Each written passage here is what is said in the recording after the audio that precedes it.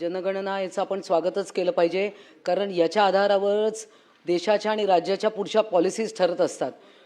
परंतु असं करत असताना अनेक वेळा अधिकारी जागेवर सापडत नाही. मध्यंतरीच्या काळात 2-3 माझ्याकडे केसेस अशा आल्या की त्यांना लवकर डेथ सर्टिफिकेट मिळालं नाही, कारण अधिकारी किंवा तो कर्मचारी हा SIR मध्ये किंवा जनगणनेत बिझी होते आणि त्यामुळे असे देखील विलंब होतात. म्हणून खरं तर हे कायम सातत्याने चालणारं काम आहे आणि हे काम जे आहे याला ॲडिशनल स्टाफ आपण नियुक्त करू शकत नाही का?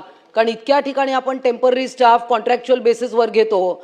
तर हे विधेयक मांडत असताना मला असं वाटतं की आपण ॲडिशनल स्टाफची नियुक्ती करू. आपल्याकडे बरेच तरुण बेरोजगार आहेत जे कामाच्या शोधात असतात आणि मग इकडून तिकडून लोकांना त्यांचं मूळ काम सोडून या कामामध्ये गुंतवण्यापेक्षा आपण त्यांना कामावर घेतल्यास दोघांचाही प्रॉब्लेम सॉल्व्ह होईल. तर याच्यामध्ये मंत्री महोदय काही याबद्दल या विधेयकात काही आपण त्यामध्ये विचार कराल काय?